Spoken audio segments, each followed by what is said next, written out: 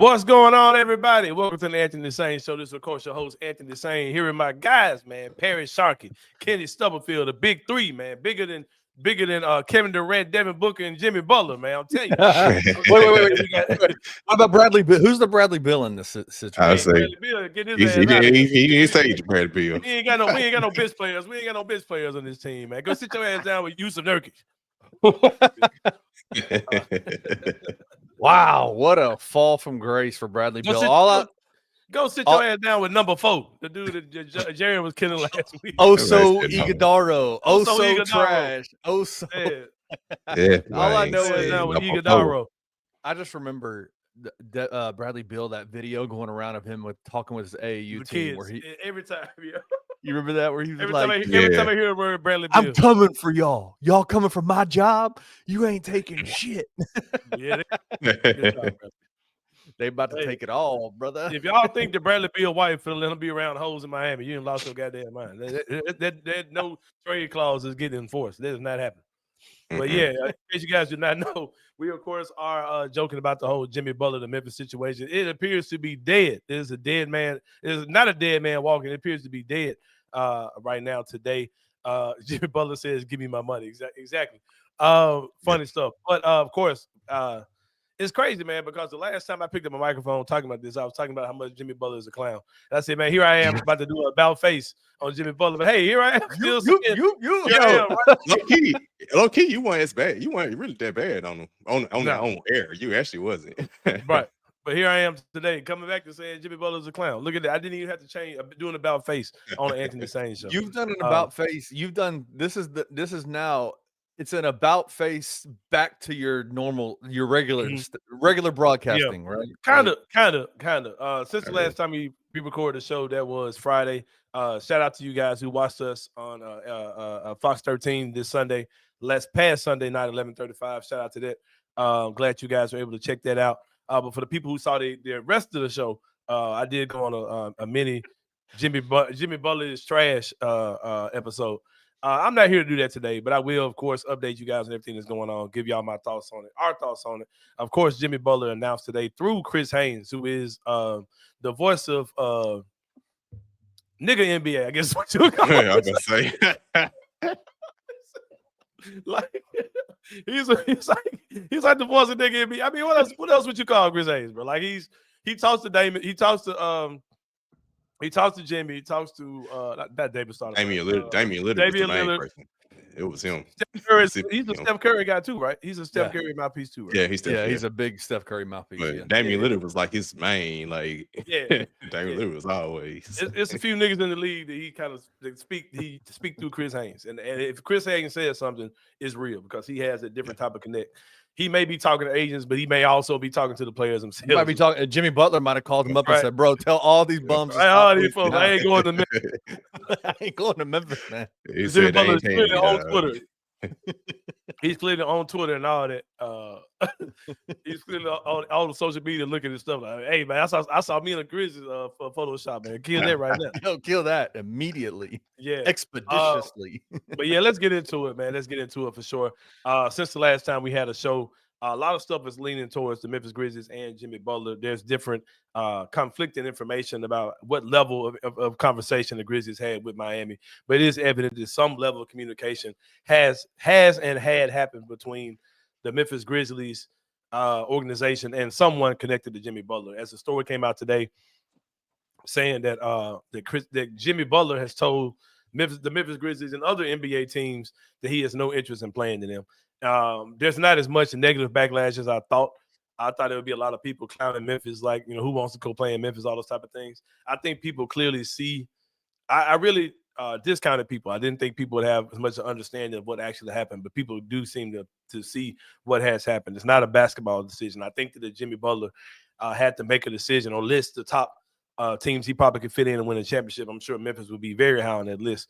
But I think that the factors of who will give him a contract after his current contract that he's on is number one on his list. And I'm not mad at Jimmy Butler for feeling like, hey, I want to win, but I also want to win and have more years of longevity where I'm making big time money in the NBA. I'm not mad at that being his goal at all, and that's something he definitely was not going to get here. I had it all planned out, Kenny and Parrish, about why it would make so much sense for Jimmy Butler to come to Memphis about stuff that's not even basketball reasons, right? I had this lined up. Shout out to my boy Dotson. I can't think of Dotson's first. I don't know if Dotson's his first or his last name. I got Dotson's all I know. Just a dude I saw That's his first name. games. Yeah, it was like, who is this dude? And then I started realizing he covers the team. I've had a couple of DM conversations with him. Super solid dude. He put a tweet out today, and it really made a lot of sense. He basically talked about Jimmy Butler. He feels like he's worth more than the 3-year, $100 million deals. They probably any team that gets him will be willing to give him past the contract he's on now. And if you look at it, if the Grizzlies, that was what I wanted to come in here talking about, how it made so much sense financially. Yep. For the Grizzlies, if you could say, hey, I can make Marcus Smart's contract of $20-something million, Brandon Clark's contract of I think Brandon makes maybe $12 million a year, something like that. Luke Kennard and whoever else they had, I don't know, Jake or Jitty, right? Jitty's contract. It was Jitty's contract, yeah. I can make $50 million, I can make those contracts disappear and basically get Jimmy Butler for about $30-something million. So it's like a $15 to $17 million savings I'll get that I can use for a Jaren Jackson Jr. contract or Asante Aldama. Our tax hit won't be as bad. All those type of things. Financially, this move could have made a lot of sense for the Grizzlies because they could have because Jimmy Butler probably 90% would have opted out. He would not have picked up that final year of his contract. He would try to get a bigger contract. And if he wanted to stay here, if he had this great season with the Grizzlies and he wanted to stay here, we would have been paying, instead of paying Marcus Smart, Brandon Clark, all these other guys, we're paying one dude $30-something million, and you get that savings, right? You call up Cam Spencer, you're at your floor, you got enough guys to have your 13-man roster or whatever, and you keep it moving. But that did not happen, and that will not happen more than likely. I will not rule Jimmy Butler the Memphis coming out. I'm not. This isn't a hoping thing, but I'm not going to rule it out. And I'll tell you, I'm with you on though. Yeah, I'm not ruling it out because Jimmy Butler made a very bold statement today. He made a statement saying, "I only want to play for the Phoenix Suns." Phoenix, exactly. As you guys know, there's a lot of complications in him going to Phoenix because it would. Because I'm gonna tell you this, I don't think Miami is going to take just a bunch. Miami don't want Bradley Beal. I don't think they're going to take a math problem. I don't think they're going to take just a combination of guys that add up to $48 million. I don't even think there's an amount of guys on that team that does add up to $48 million. Even if you throw Grayson Allen in there, I don't think they can even make that happen without Bradley Beal coming along too. And I really think Bradley Beal is going to ruin this deal. I think that there is and I don't think Bradley Beal even wants to go. I don't even think Miami wants Bradley Beal. You know what I mean? Yeah, that's what I'm saying. I don't think they want him. I think Bradley Beal will waive his no trade clause to go to Miami, but I don't think Miami even. Yeah, they don't want that. They don't want his contract.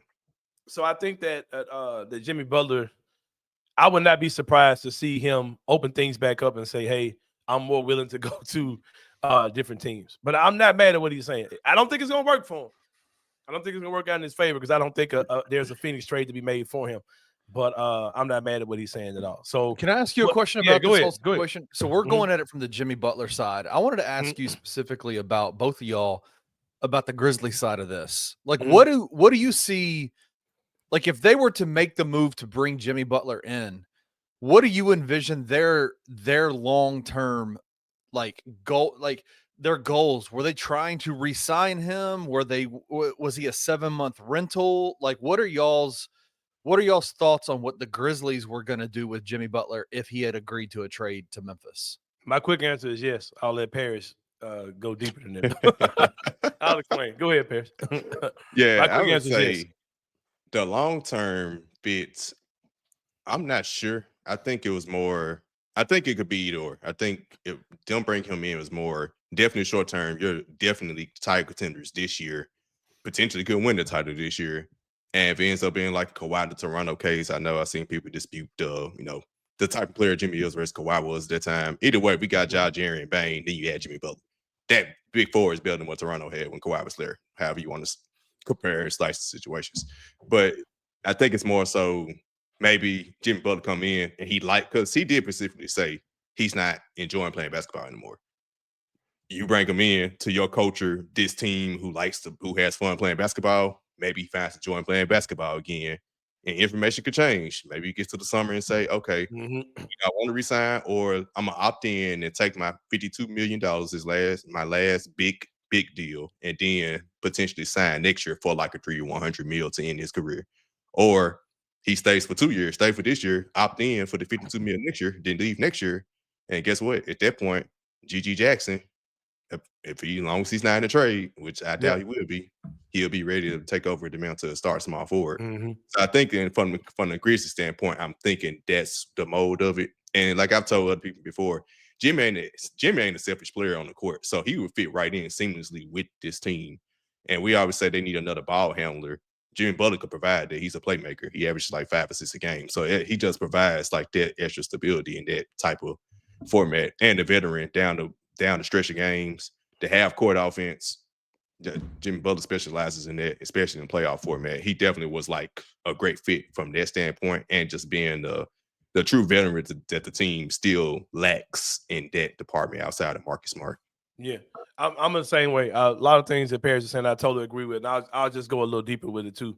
When it comes down to the choices that Jimmy Butler would have at the end of the season and the choices the Grizzlies would have, I think they'd be in favor in all of them. I think that if Jimmy said, "Hey, I had fun with y'all, but I'm cool. I want to move on," that's $50 million that would have been leaving your cap because you would have made Marcus Smart, Brandon Clark, Luke Kennard, and Giddey's contract disappear. That's $50 million exactly. You're losing. Like, that's gone. Those contracts are gone. So I think that definitely the Grizzlies would have been okay with that. And being okay, like you said, I've got GG Jackson, I got Vince, I've got Santi Aldama, I've got can we sign Jalen Wells, I got Jake LaRavia, I got Wells. Jalen Wells. I have a nice core of versatile wings on the team now, as opposed to what we had a couple years ago. So even if Jimmy leaves, we're fine. And I got a nice little huge piece of cap relief, right? So I think the Grizzlies would be fine with that.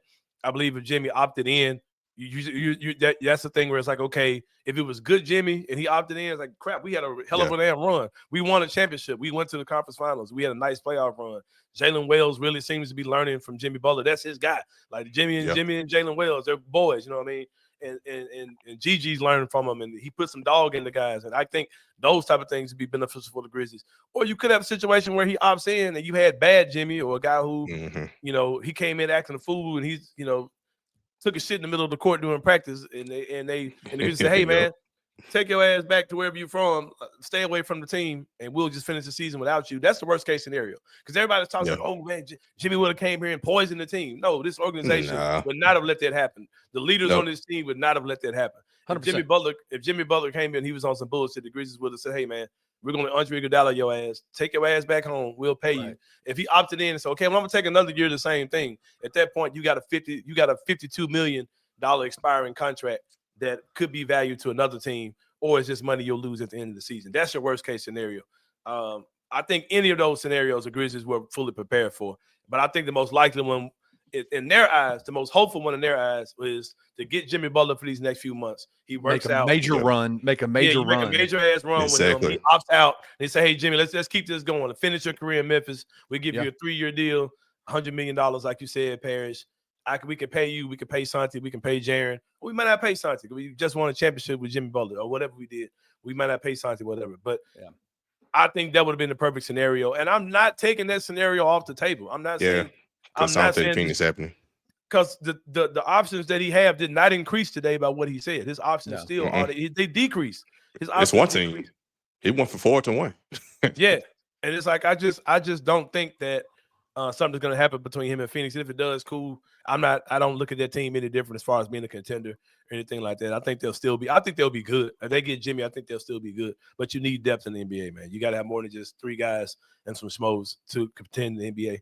So I'm not really worried about Phoenix as far as that concerns. But and also I want to add on to that. When we seen Jimmy like act out, it's been when he wants contract. He's ready to go. When he had a teammate he perceived not to be soft, like Andrew Wiggins and Cat when they were young. He just he thought they were soft, essentially, right? He like the Grizzlies got dog. Like he would love this. Who is that with Miami right now? Who's that with Miami? Tyler Hero easily. You think Tyler? Yeah. And what's going on with Bam Adebayo, bro? That man numbers been changed. I don't know. Yeah, I don't know what happened to him this year. Bam is like, he was stinging after the USA. Man's been celebrating too much, man. With out there with what's my queen name? Asia. Shit, man. Why I can't remember no names? Asia. Paris. Asia Wilson. Yeah. Asia Wilson. Oh, Asia Wilson. Yeah. I mean, you had a name right. That's why I say that. He did say Asia. No, I meant to say a whole name. I couldn't a whole name. I kept thinking Angel Reese in my head. Angel Reese messing with Jalen Duren. That's right.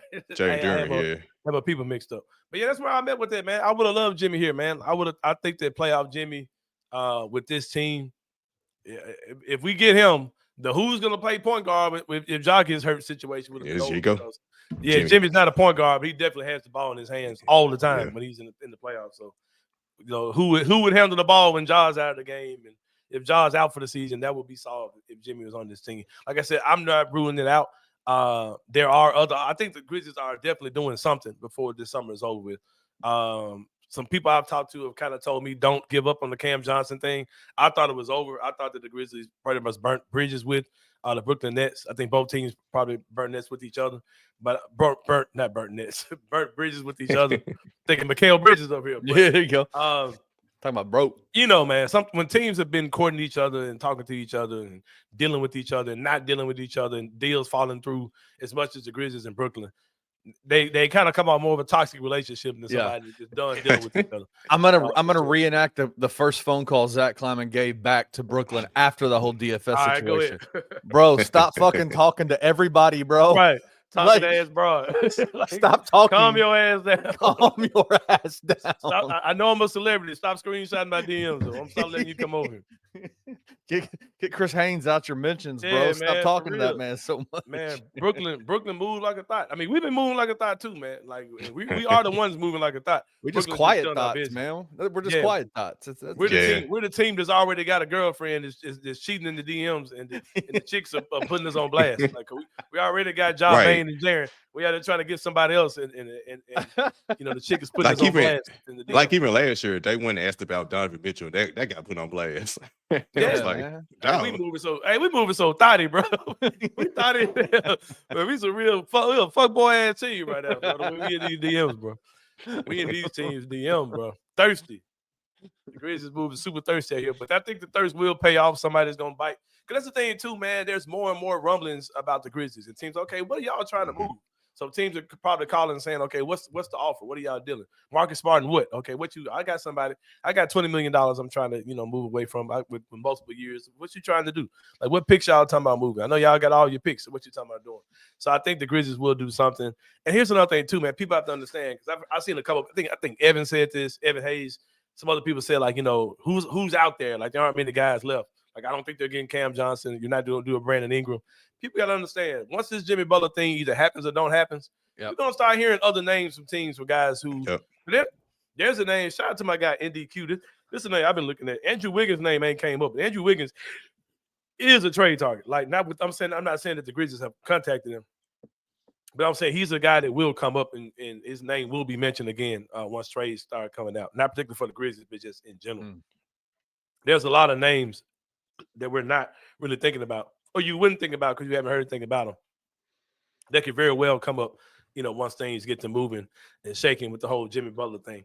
But I tell you what, gentlemen, let's take a quick break. When we come back, we're going to talk about more stuff that has to do with the Memphis Grizzlies, because something very major happened today. We talk about Jimmy Butler ain't coming, but somebody's on the mend, man. I know we talked about somebody being what did we say? Somebody being strong enough or big enough to do something. Hey, we got one dude that might be strong enough and big enough to do it real soon. We'll talk about that and more when we come back with more of the Anthony Sain Show. See you guys in a minute.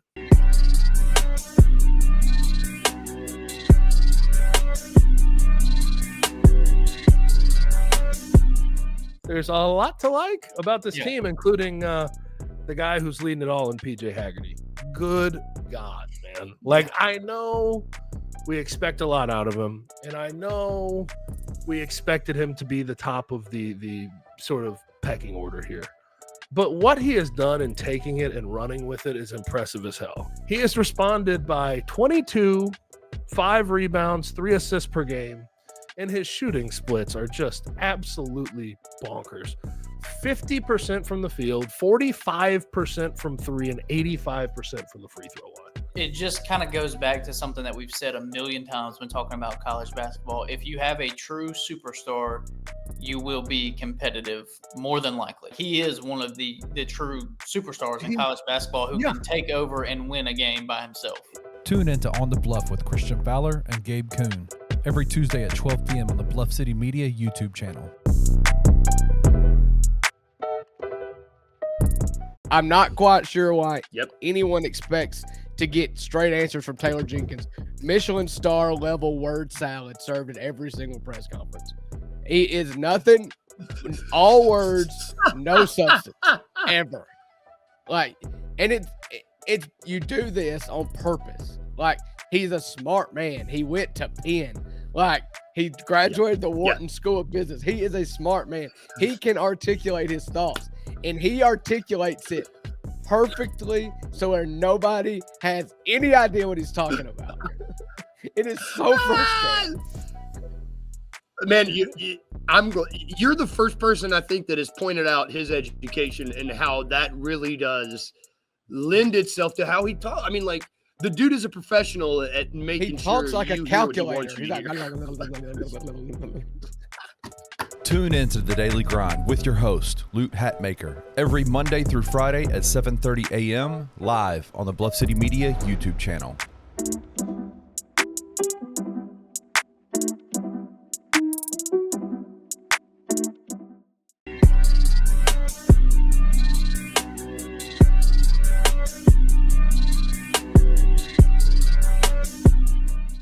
All right, y'all. Welcome back to the Anthony Sain Show. As soon as we got the Jimmy Butler information that he would not be coming to Memphis for financial reasons or whatever, don't start this stuff talking about my city or my team, man. Ain't about nothing about hooping, man. We know it's fine. Get your money, Jimmy Butler. I ain't mad at you. He wants his money. Yeah, that's cool. Get your paper.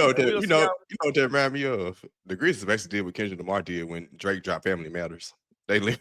Yeah, we can't. That's exactly what they've done. That's exactly one on y'all ass. Hey, Y'all think that y'all?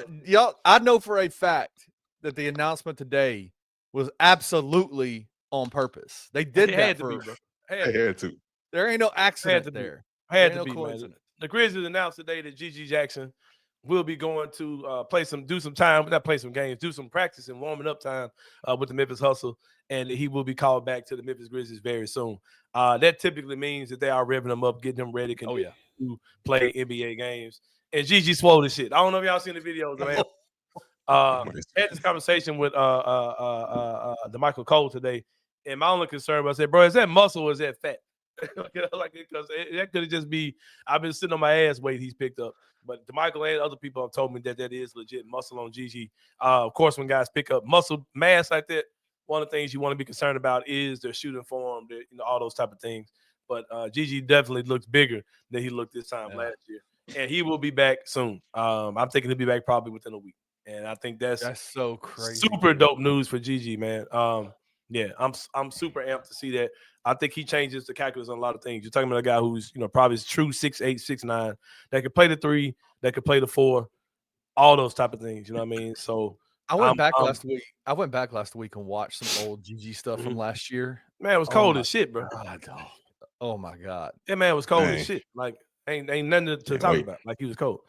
He was cold. So I always thought he'd be back MLK Day.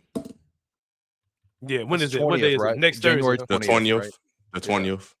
The Monday after next. They're on a road trip next week. So I always thought like, okay, yeah, I can see that was his window because it was like I think the 6 weeks landed on that day, and then the 8 weeks. You think he's 2 weeks already?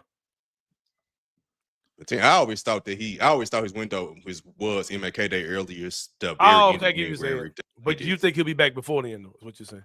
Well, I'm thinking MLK Day. I'm thinking now he's gonna be back on the earliest part, on MLK Day. That was like literally 13 days. So 13. I don't know if I can deal with 2 more weeks, man. I need that man back next game. Cause they on the road. Cause they like to do it at home. They on the road trip next week. That's why I was thinking. Yeah. Because after Thursday, they got a 4-game road trip. So it's like. But I'm saying that explains why he's not. That explains the hustle thing though, because they're not practicing. Yeah, they're just letting him stay here and practice with them. Yeah. Who knows, man? It might be. I can see that. I see what you're saying though. I do see what you're saying. That might. Do they have to announce that? Like, do they have to put out a statement saying they're optioning him to the hustle for practice and then come back? They have to announce that because it's a transaction. Yeah, you're sending him. That means he's kind of on their roster. Oh, gotcha. It's like you're demoting him down to the hustle and then pulling them back up. Yeah. I did feel some kind of way though, because y'all made fun of me for saying he was going to go to the hustle for a couple of games, but then I read later on, I was like, oh, it's just practice. Yeah, he'll be practice. He'll be back. Never mind. It's like Allen Iverson, man. It's just practice. I want to be like this. I want to be like, I'm a Tiger guy, man. I'm not even the Grizzly dude like that, man. Yeah. Look at me. I don't think that's something they'll do because I've heard that those games down there are super competitive and the games are even faster than the NBA. And I heard if you go down there and you ain't ready for full speed, you'll get your head ran over. Like for real. I heard it get kind of crazy out there. Yeah. Is it like that for real, Parrish? Yeah, yeah. Oh wow. Yeah. When I covered the hustle, I was like, dang. They said those games are pretty close to roller derby. Every man's fighting for himself, man. You know what I mean? So they fighting for a spot. Dudes a go at GG ass out there, man. Like for real. So I heard it off GG. Because you remember they were trying to send Chandler Parsons down. He was like, I ain't playing this shit. Like, hell no. You better tear my bad ass up out of Chandler's like, give me a play date, man. Where's the play date? Yeah. Where the play dates at? I ain't y'all do play dates? Well, where's Taylor Jenkins and his play dates? We wouldn't play dating back then. Ain't no play dates happening back then. There's some play dates now. Yeah. What was my guy name? That was the coach of the Grizzlies back then. That was before JB. Married to the fine chick.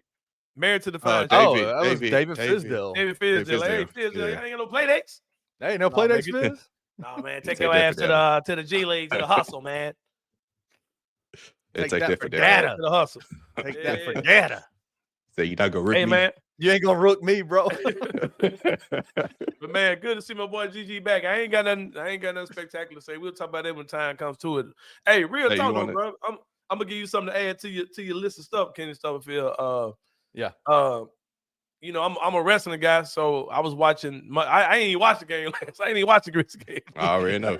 I might go watch the replay. Monday Night Raw was live on Netflix, right? How crazy was that? Y'all saw Hulk Hogan get his ass booed, bro. Man, I had it up, so I didn't I couldn't hear it because I was at the game, but I had it up on my screen, but I didn't really see. I saw Travis Scott come out. I didn't know Hulk Hogan getting booed though. And they said Travis Scott had the blood with him, man. Yeah, I saw that. That's what I'm saying. I thought Travis Scott come out and rolled the blunt and everything. I was like, dang. I said, damn.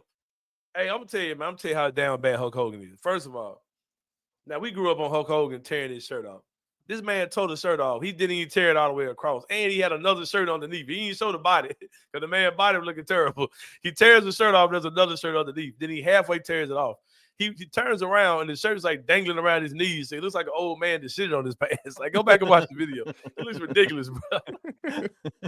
Oh, man. They booed his ass out of there, man. What was it like? What was WWE on Netflix? Was it pretty dope? Oh, that shit was cold, bro. I'm talking about. Yeah, that shit was cold. Crystal clear. It looked like you were watching a fight. Oh yeah, it was in the Clippers arena, into a dome. Oh. That shit was crystal clear, bro. Now I had this conversation with my guy Cam Rose today on the phone. This isn't the best era because I think that the era that when the Rock, Stone Cold, all those guys, were, that's what versus WCW, like that was WWE's prime. But as far as like depth of the roster and like things they got going on, like it's clearly right now, bro. Like this is a huge time for them on Netflix. Probably billions of people watched that show yesterday. I want to say it was the largest arena crowd they've ever had for any WWE event. Man, that jump was off the damn chain. Hey, I ain't gonna lie. I do want to ask about that situation because I said, I had it on my laptop while at the game, but I wasn't listening. I didn't have my earpiece in or nothing. So what was up with that part when Roman Reigns won and then Rock came up?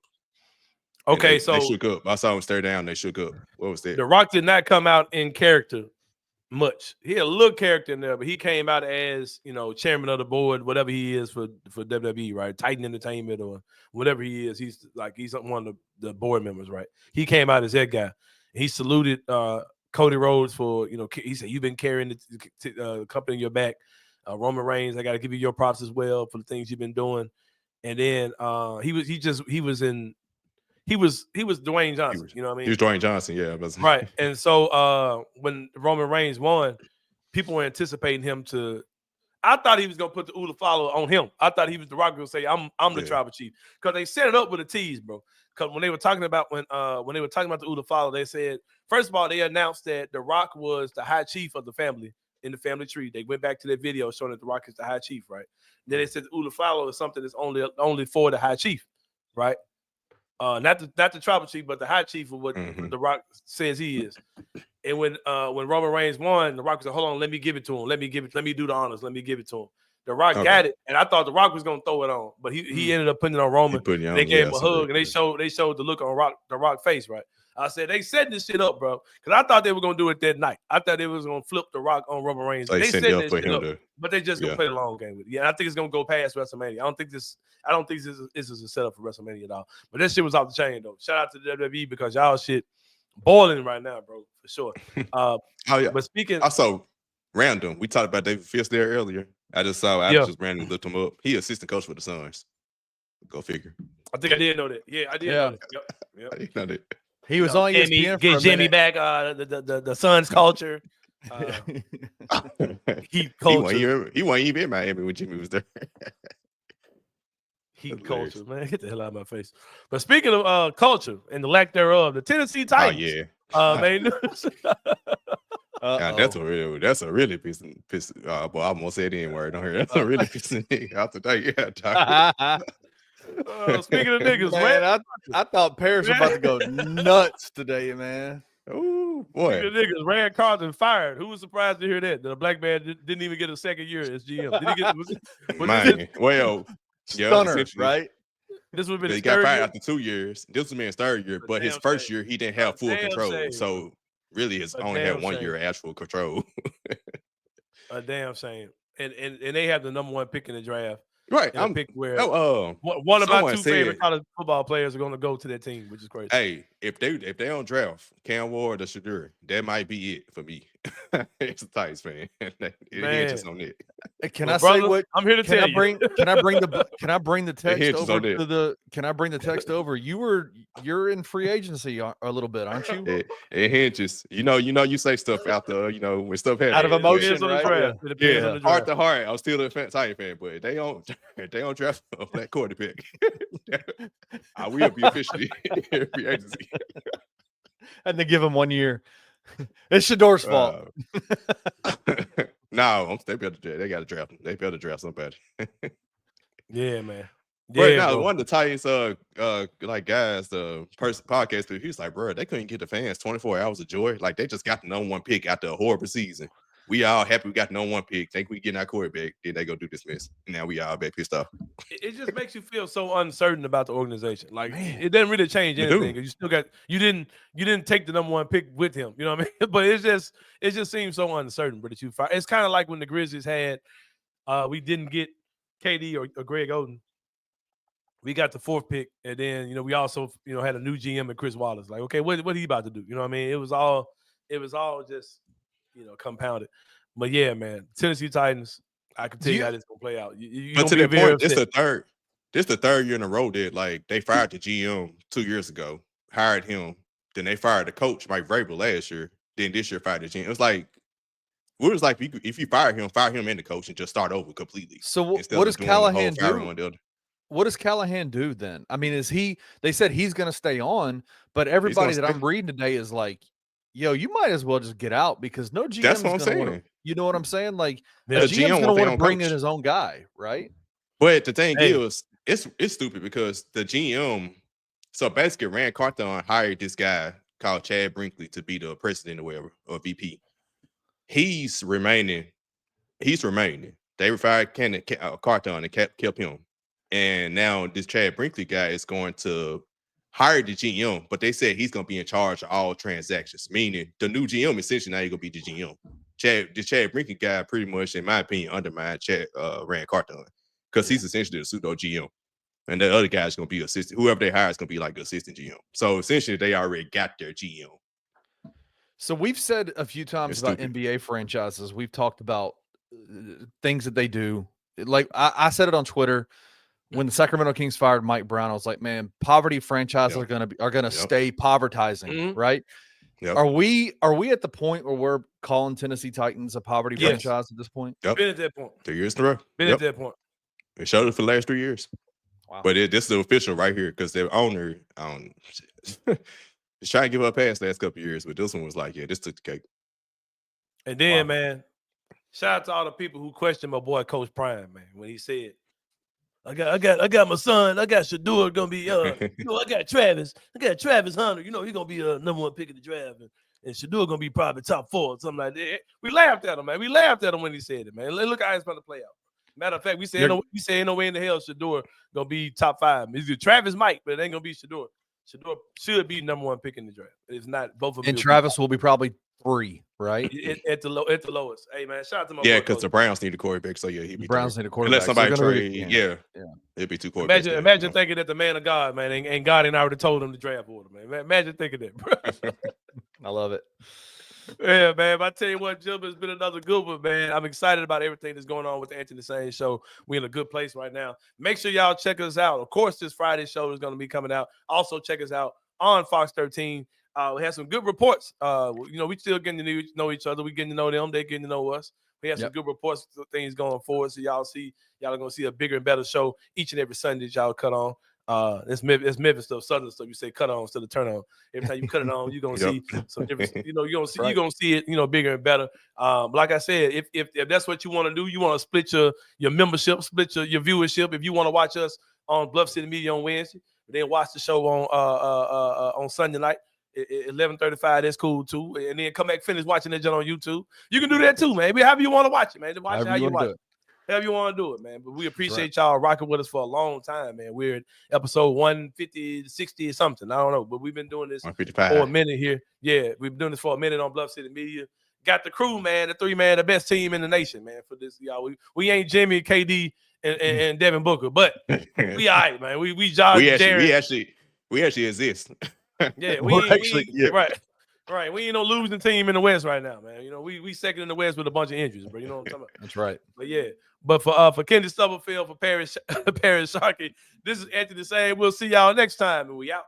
Thank you for listening to the Anthony Sain Show. If you enjoyed this episode, leave a rating and a review wherever you download your podcasts. Also, like and subscribe to Bluff City Media's YouTube page. For comprehensive coverage of Memphis sports, head over to www.bluffcitymedia.co and find out how you can become an insider. We will see you back here next week.